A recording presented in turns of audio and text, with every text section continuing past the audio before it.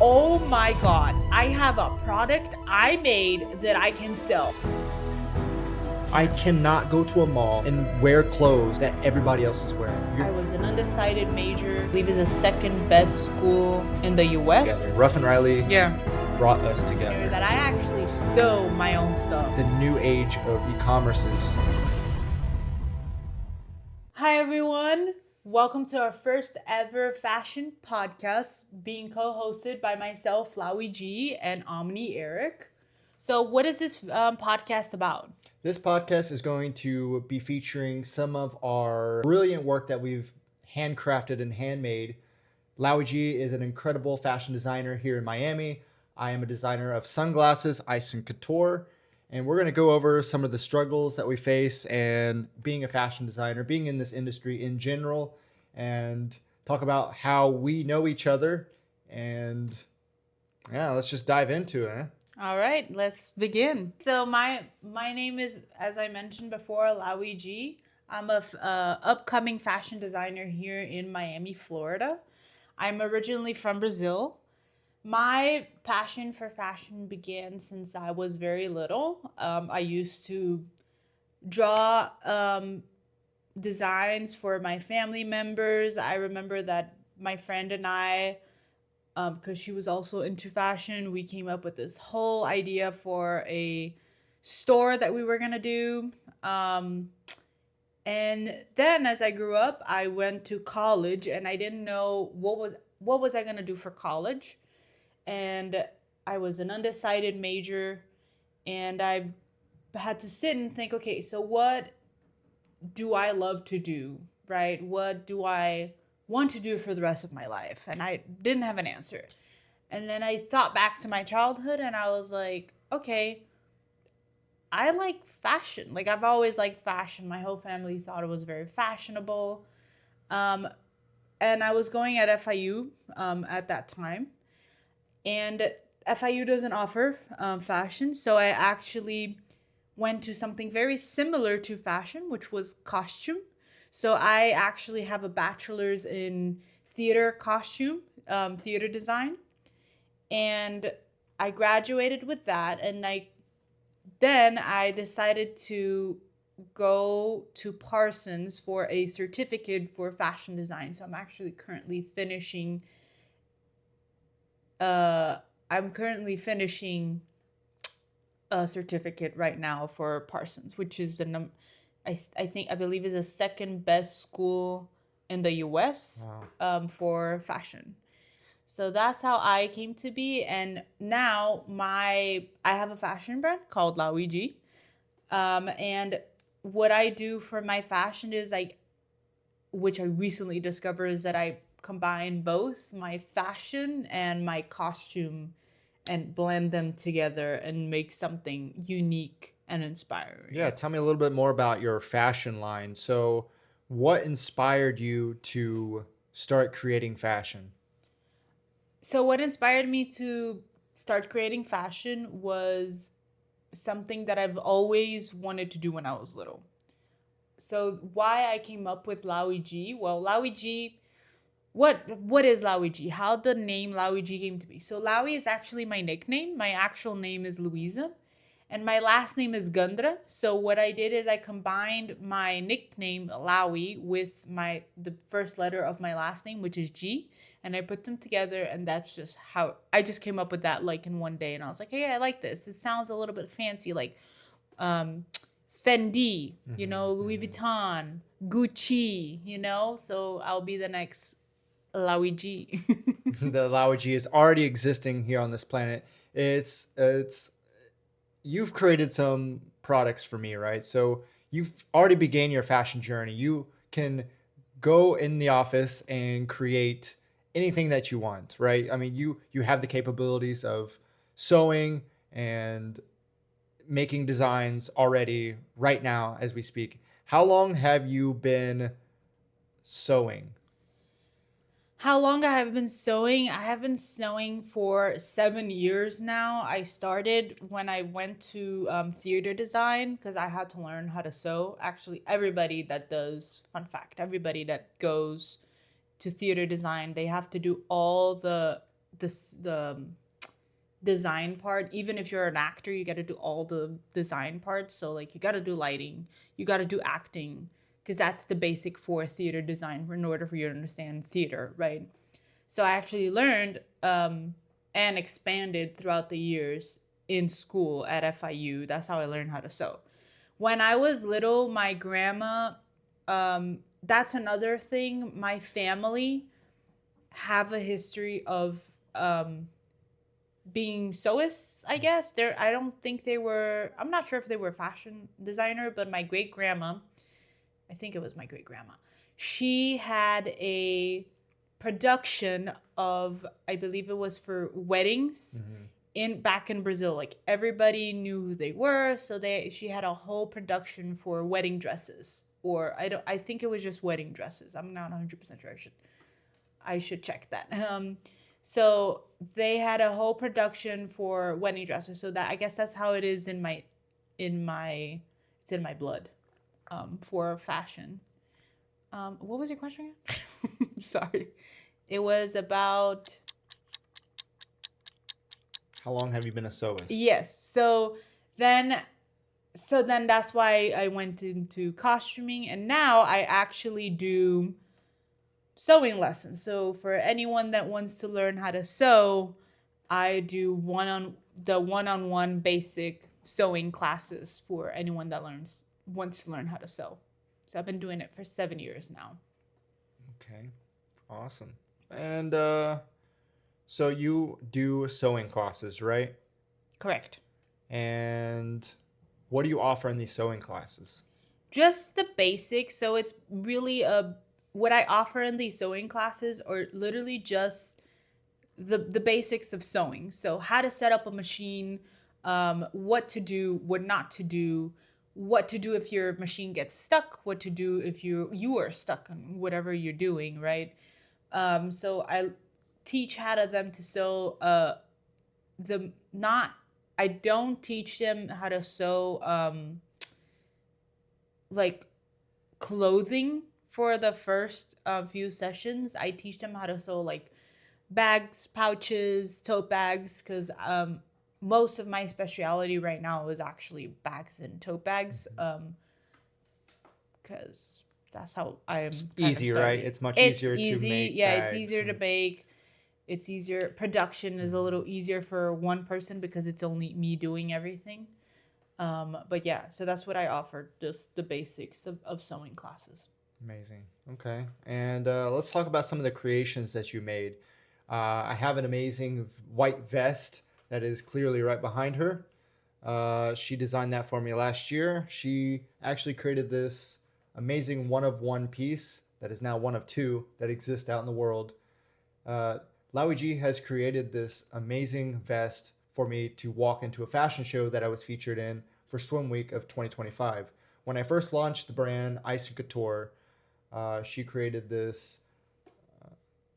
When I first launched the brand for Ison Couture, I got featured in a fashion show, Sin and Swim, by Donnie's Devil, and that was one of my first fashion shows that I attended as a sponsor by Ison Couture. And we went to the fabric store, and I picked out some of my favorite fabrics that I really liked. And this one really called to my name. You know, I really liked this white, feathery look. I was like, oh, this is very angelic. I really like this. And then we decided to put a nice green interior of this vest. Green is my brand color for Ison Couture, so it just made sense that it flowed and meshed perfectly with each other. And so, how long did it take you to make this vest? How long it took me to make the vest, I believe, the first time I did it, I believe it took a little bit more than 3 hours because I wasn't sure exactly how I was going to go about this vest. And you were there. We were just doing like, sorry, there's a mosquito here. What is going on here? It just flew right into my face. Hanging out with us, podcast, trying to get exposure, free exposure, yo. Anyways. So the so it took me about, I think, 4 to 5 hours because I didn't know what I was doing. It was kind of messy for to make this vest because it this feather oh wait, this feather was going everywhere. So like even like sewing and cutting, and we had to like vacuum everything.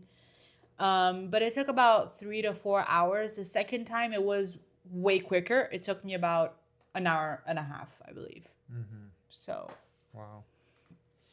Um, so yeah, but now let's talk a little bit about how. I guess first we'll come back to the vest, but first let's talk a little bit about your brand now, since we talked all the basics of my brand. So how did you start the Ison Couture sunglasses?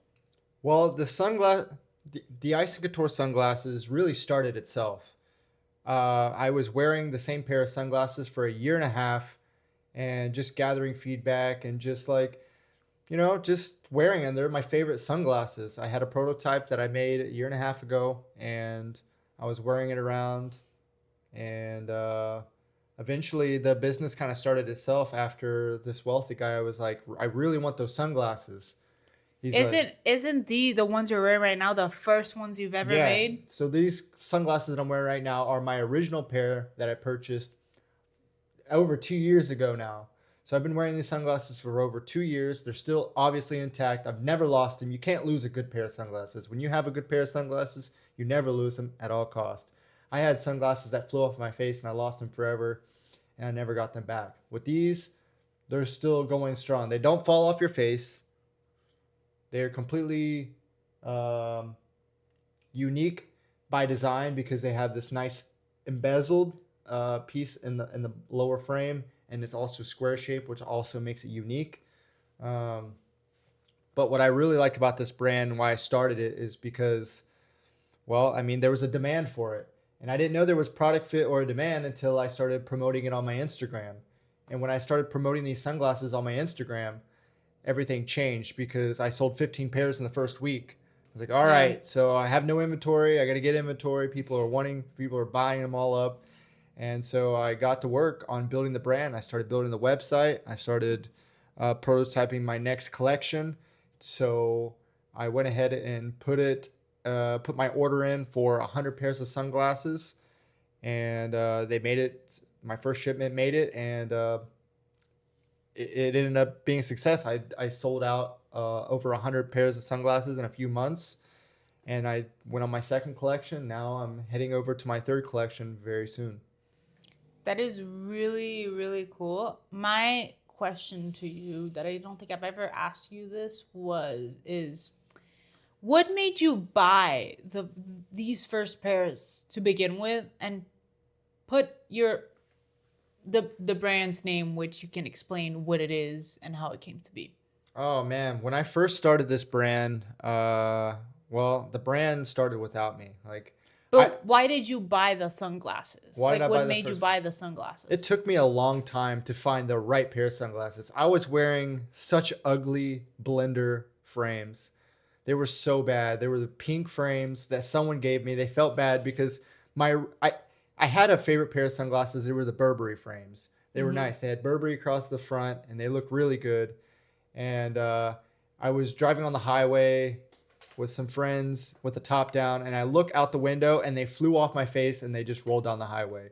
Ever since that point, I never bought another pair of nice sunglasses until I got these. A friend of mine felt bad and gave me a pair of pink blenders, and I've been wearing that for a little while. They were absolutely hideous. I did not like the way they looked, but I still rocked them anyway until I was patient enough to stumble across this style frame. And so when I stumbled across this style frame, I just never stopped wearing them. I wore them day and night. I showed up to all the networking places. I was a videographer, so I'm a videographer. I started going to new places, showing up, and all of a sudden, these frames actually became my whole entire identity for OmniErick. People recognize me because of the frames, and and when you have recognizable frames, you're like, okay, maybe I can start monetizing this. I started monetizing my own look, and so I just did what I felt was natural and started the brand off of this. Monetization of yourself is extremely important now You in can today's world. monetize, listen, you can monetize your own identity by being your complete self. And what I mean by this is find out what people are saying about you. If you have like a specific look, you have a specific thing that you wear every day, and you get a bunch of compliments on that, that is something that you can monetize. You can monetize your identity nowadays. And I think that's the most beautiful part about living and existing in this world. You can get paid to exist from wearing clothing.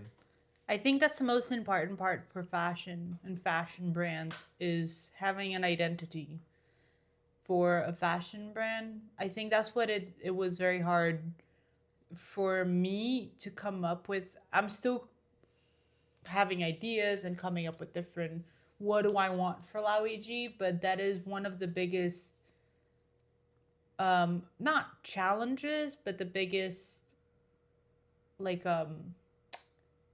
not concept, like the biggest, what is the word, like the biggest not thing that you have to do for your brand, and the most important thing that you have to do before for your brand before you start or while you So it start, sounds like right? what you're saying is like before you start your brand, you have to have a reason to start the brand. Exactly, yeah.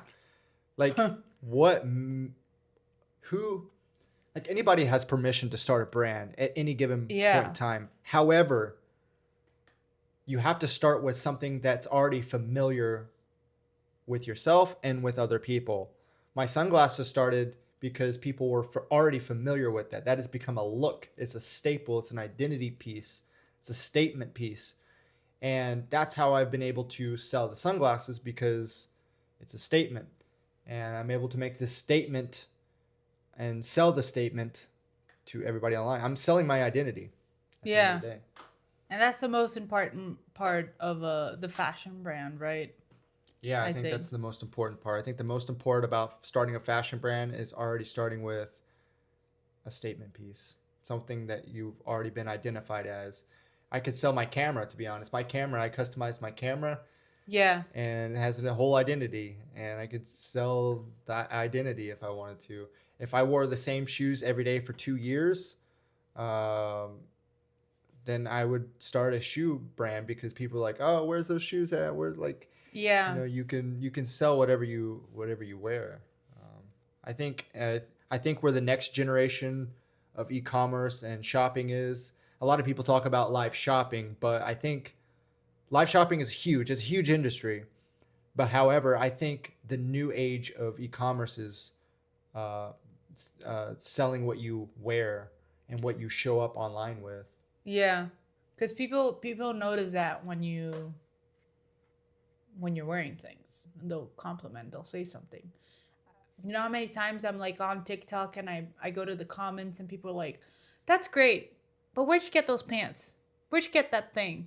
Like Yeah. I've always see that. I always see that on TikTok. The video has nothing to do with the pants or the whatever. It's like a stupid video, and I go to the comments like, "Where'd you get those pants?" And they go, "Oh yeah, where did she get those pants?" Yeah, they're on my website. You can go Yeah, buy them right now. And then now exactly. you're Yeah, selling whatever you're wearing online. I think that's just huge. I mean, I think it's been going around for such a long time. People wear hats, right? People wear their branded hats. People wear their yeah, branded logo shirts. You can get this shirt, on my website, which is great. But how many people are actually, designing and hand making their own clothes? I mean, there's a lot of the shirts not that people wear yeah, are pre-made, and they're just sell it with the yeah. logo on it. And Not a lot of people, especially here in Miami. Not a lot of people here in Miami have they in a way they do. They do have their own unique like branding. But I see a lot of the fashion designers here. First of all, Miami fashion in Miami, it's mostly um consumers. So it's not a lot of fashion designers or brands. So you have your fashion designer brands, so Gucci, Fendi, or the fancy stuff, right? But here, Miami, it's not New York, right? So here is about the consumers. New York is about you going there and making to be a fashion designer. And second, Miami is mostly bikinis. everywhere. All the fashion shows that I see are bikinis. Very few. There are. I'm not. Don't get me wrong. There's a lot of fashion here that is not bikini. It's clothes and whatever. But most of them are bikinis, which is great. I love bikinis. Don't get me wrong. I should. I think I should do them and start selling them because there's a demand for that. But here it's a high demand because everybody here in Miami is doing it. My biggest thing with the bikinis in Miami is how many people are actually buying these bikinis. Because when I go to the beach, I never see couture bikinis anywhere. I see a bunch of bikinis. It's all mass produced. Yeah. That's where I was getting to. It's all mass produced. People, the fashion designers here, they call themselves fashion designer, but they buy it from China or something that is already made, right? And they just mass produces, put their logo on it and say, okay, this is my fashion brand. I'm a fashion designer. And I'm like, okay, in a way, I guess you are. But as a designer myself, that I actually go and design the bikini, I think that's a little like, okay, all you did was purchase from somebody else. You just designed your logo. Mm-hmm. You know what I mean? Mm-hmm. You might have not even designed your logo. You told somebody else to design your logo. Mm-hmm. But you're doing something. You're putting it on the bikini and calling yourself. That's another story. Because I don't think it's another story. I think it's worth talking about right now. I get mad because people do, like, as a fashion designer, that I actually sew my own stuff. And I actually design my own things, right? Like, I spend hours, like, just coming up with something or in the sewing machine trying to get something perfect for the consumers to buy. There are these people out here that they don't spend hours. All they do is click a button and say buy and Shopify. Minimum order quality and 50. Link this to that. You know how many people do that? A lot. Especially here in Miami. Not a lot in New York, but here in Miami, like almost everybody. We know a lot of people that do that. So what you're saying, in Miami, there's not enough. There's almost no fashion designers, people that are making their own stuff. Exactly. Mm-hmm. Like, I made a purse. Yes, the last 2 days. I didn't design the purse, but it was a purse kit, right? And it comes all undone, and you have to make the purse yourself. Okay, something unique. I'm not saying that I designed a purse and that I did the purse, but I did sew the purse together, and it took me a day and a half to do it because it all had to be all by hand. It was a leather purse. And all I did was I posted before on my Instagram story, and I post the after, and people were like, "You're so talented." Like, do you think that these people that just post like their models in the bikini go, "Oh, you're so talented. These are great bikinis"? I don't think they do that. Nobody. They just like, "Oh, okay, another bikini, another thing." Like, no, I put the before and I put the after. Like, okay, she clearly put it together. You know what I mean? Right. And I saw that just by posting the before and after. Me posting like the sewing stuff. People reach out to me. They're like, you're an artistic person. You have talent. Like, you know what you're doing. And then they're like, I want to buy this purse. I didn't even make the purse. People are like, I want to buy this purse that you clearly made. You clearly put together. Like, you should start selling it. That's what people were telling me. I mean, that could go with anything that you sell, right? I mean, anything that you make, right? Anything that you make, you could sell because you make things, right? I do. How I actually started a business was through it was a dog apparel business. That's how I actually started before I even did Lauie G. It was called Rough and Riley, and I had a dog. This was 3 years ago, 3 years and a half ago. I had a dog, and I wanted to create something. Even if it was fashion related. At the time, I had a business partner, and she always wanted to own a business. So we went together and we're like, okay, let's do something. So then I came up with an idea. Okay, it was the ice machine. So I came up with the idea. I was like, okay, we have a dog. Let's do something with that. Mm-hmm. Oh, there's a collar. The dogs wear collars. Mm-hmm. Dogs wear bandanas. Leashes. Someone's got to be making these things. I can make these things.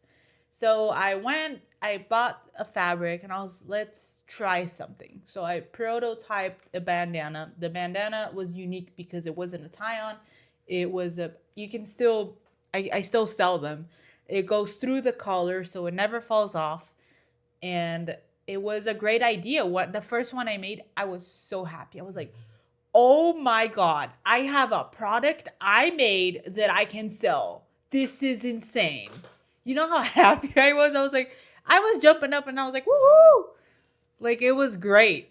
That's how I started. And then it went through the leashes, dog collars, and no, I did not get stuff from China. I picked out the fabrics and I sewed. You were there that one time we went to the farmers market, Mm-hmm. and it was, I think, our first ever farmers market. And I had to do we had to do like at least 150 bandanas, Mm-hmm. right? And we had a day to do it. We spent the whole day making 150 bandanas in the Small, medium, house. and large. Small, medium, and large. And it's a work. You think it's not work, but it is, because there's a specific thread to match the fabrics, the thread to match the tags that go on the fabric. Like it's a The lot of work. cutting. The cutting, So the my job, tracing. with this company when we first started, like, was to make those 150 bandanas. I was cutting and she was sewing. So I would take the dimensions. I would measure it out, small, medium, and large, three different dimensions, and I would cut them out and pin them together, and then I would pass it off to her, and she would like zip it up and sew it, and it was good to go. And it was just like a nice little production line going. And that's actually how we started dating from that point. That's how we were interested in In each other. case you didn't know, So yeah, let's we're boyfriend and girlfriend. let's dive into how we started dating. It was because of It fashion was because of and my fashion. brand. Before you had your sunglasses, before I had Lauie G, before you even had a camera. Mm-hmm. That's how this brand was what started the whole. Fashion brought us together. Yeah, it really did. Fashion brought It us really together. did. I enjoy fashion because there's art behind it. I love the art behind the fashion. It allows us to become creative.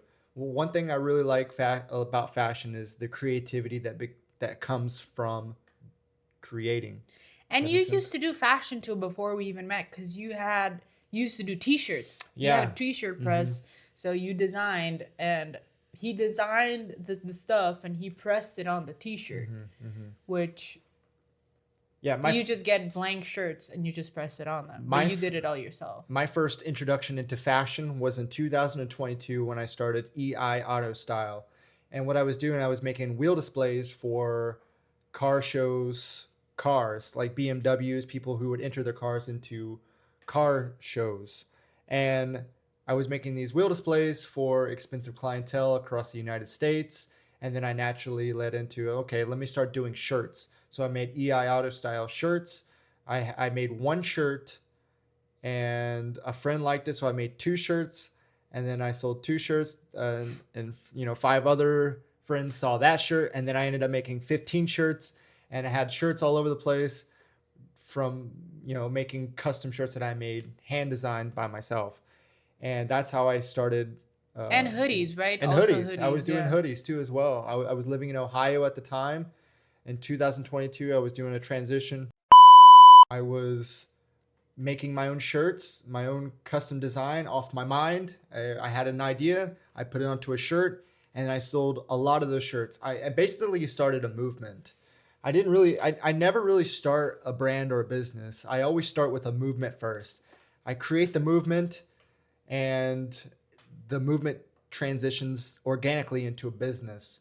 And I believe that nobody should start a business in 2026 or 2027 or forever the foreseeable future. Businesses are dead.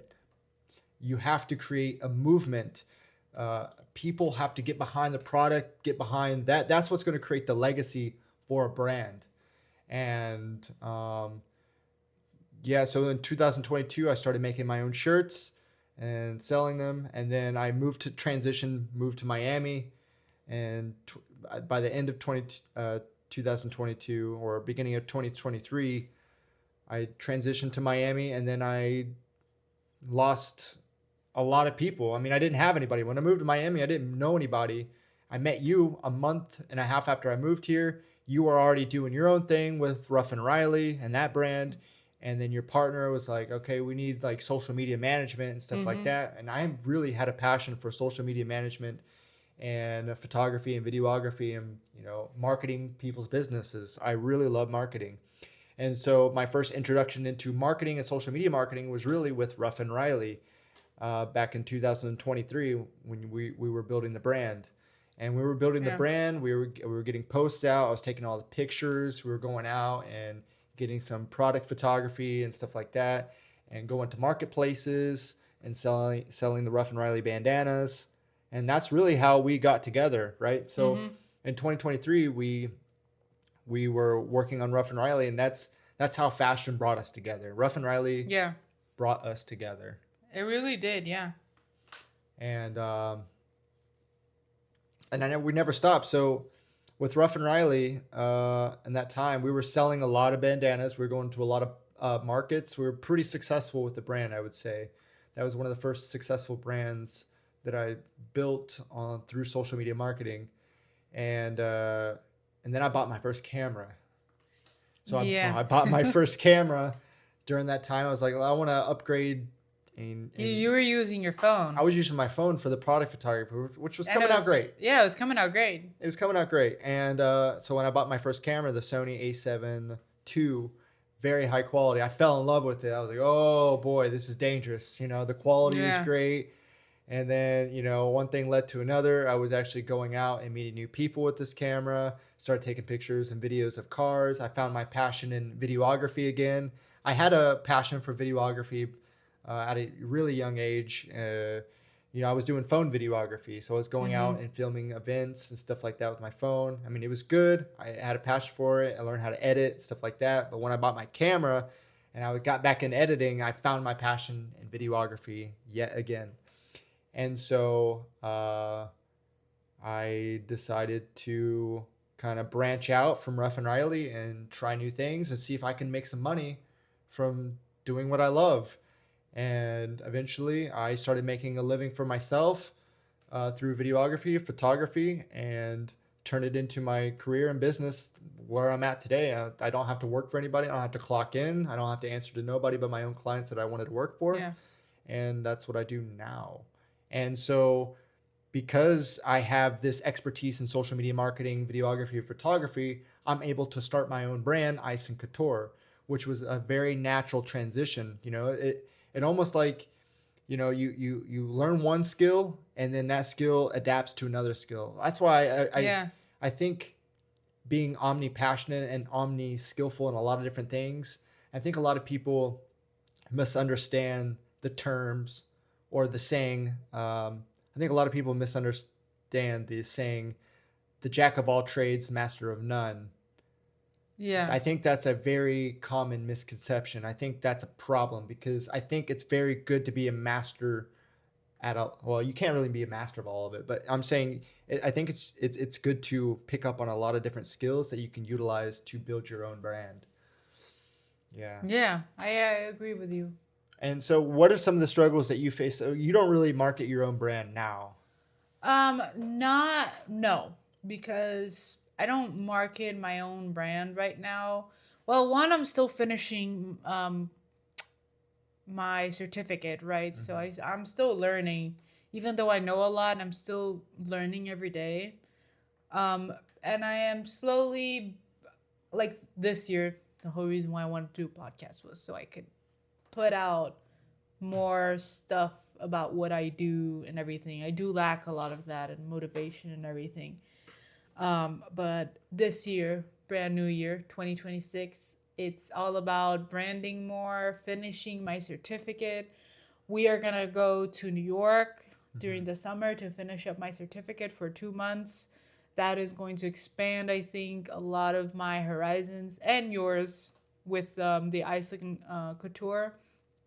But I'm not marketing at the moment because I'm still learning on what exactly I want to do, and I'm still expanding my knowledge. Mm-hmm. So I guess that's why I'm not marketing I mean, this as is the best much. way right But here. I am starting this year. I will market right now. I actually want to do so basically this podcast, what I want out of this podcast is first to talk about the fashion right in Miami and talk about how trends going on, um, the struggles, the new ideas that we're coming up with. So, like for instance, the vest, we're actually collaborating together. Ison Couture and Lauie G. You can actually find some of my bags in his website. It's called the Essential Bags. Just so it's a bag that is literally just the essentials. Your phone when you're going out, your phone, your keys, your lipstick, and your maybe your wallet if you have a wallet or your card. So they're small and cute. Um, but we are going to collaborate now. You can very soon purchase this very nice vest right here. We're going to have it in white, and I think we're going to have it in black as well, right? Correct. Um, Any color, honestly. I think any anybody could color. pick their Well, own. yeah, any color that the fabrics are available for. But and we're gonna have different sizes, and it's and also for women, because I can do both because I'm talented apparently. I'd say so. So we'll have it for women and for men, different sizes. So that's what we are going to launch very soon. Yeah, we're going to be launching Shop Local, Shop Custom. Yes. We're going to be able to take you on a concierge journey, taking you to the fabric store, being able to pick out what you want to wear. I think everybody should express themselves based on who they are, not by what is in stores. I think there's a huge problem going to the mall and picking out something that everybody else has. That drives me crazy. Oh my god, I can't. cannot go to a mall and wear clothes that everybody else is wearing. You got me wrong. I'd rather wear a custom piece that is uniquely mine and let that become my identity. And once you have an attractive identity, you start to attract the right people into your life, is what I believe I've been able to do. And that's powerful because that gives you permission to do and be whoever you are and want to be. And that's what I think we're going to close on in this episode and this podcast. So I want to thank you guys for tuning in. And if you found, and this is our first episode, so this was completely, whatever was on the mind, whatever, Yeah. we're just bringing it to the table right here, right now. It's going to get better. That's what this is going to be. I want this podcast to feel very natural, obviously. Yeah, we want you And guys to comment on the flowing. video. Yeah, comment. And tell us what you want to hear. Yeah. We live in Miami, Florida. We're fashion designers. And we have sunglasses. She has custom wear. And if you want a custom piece that you feel like you want to be wearing, let us know. Reach out to our email. Our email is in the bio. If you want to learn how to sew, reach out to us. We can work that out. I also do it online. Mm-hmm. Yeah, so you guys can learn how to make your own fashion design. You don't have to let her. I mean, yeah, she can design you something. Yeah. Or you can just make yourself one at home. She's the perfect teacher to do that. So thank you guys for tuning into this podcast. For more information, you can go to our website, link in the bio, and we'll see you guys on the next episode. Thank you.